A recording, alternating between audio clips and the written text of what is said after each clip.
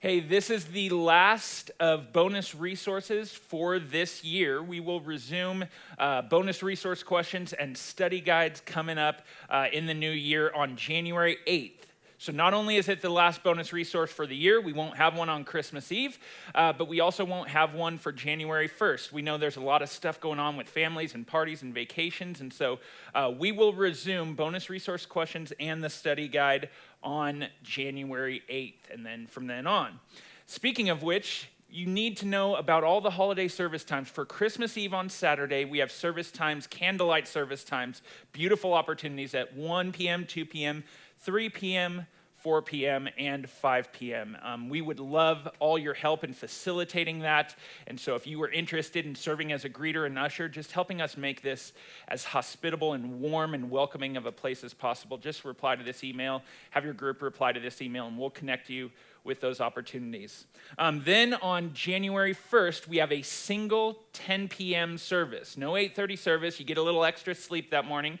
Full Timber Kids Ministries available, and I can't wait because we are going to explore with a creative service order. We're going to explore heaven and what the overlap of heaven and earth means to us and where the Bible's trying to drive our attention there. So really, really excited about that. I think I have one more. Yes, connections. We ask all of our connection leaders, if you want to help us promote connections at the forefront of something we want everyone, every man, woman, and child that calls Timberline Windsor home to be a part of, on January 8th, in the Great Hall, we will be hosting all of our connection groups that are interested in that. So it'll be a practical step that we'll be inviting people to take. So if you're interested in representing your connection group, just let us know and we'll reserve your spot on January 8th. Without further ado, Pastor Dick Foth.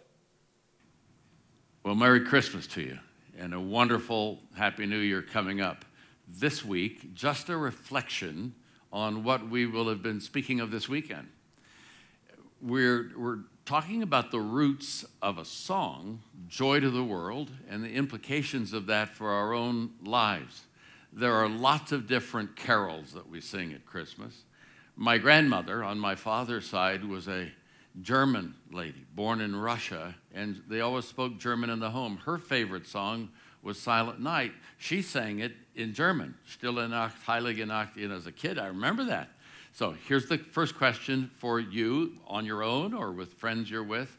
The first question is, if you were to pick a Christmas carol with which you resonate, no pun intended, which one would that be? Are we looking at Joy to the World, O Holy Night? Are we looking at Away in the Main, whatever? Just have that thought. The second question is this. There are two accounts of what we call the Christmas story. One is found in Matthew and one is found in Luke. I would like to ask this question. With whom do you identify in the story of Christmas, the Jesus coming story? Or with what part of it do you identify? Do you identify with being born in humble circumstances? Do you identify with the journey? Do you identify with the surprise or the joy of the singing? Whatever it is, it could be music, could be lights, could be celebration, whatever it is. Talk about that among yourselves, because where we find ourselves in Scripture is a place to start that really works. At least that's my experience. So that's it. I'm out. Have a grand time together. God bless.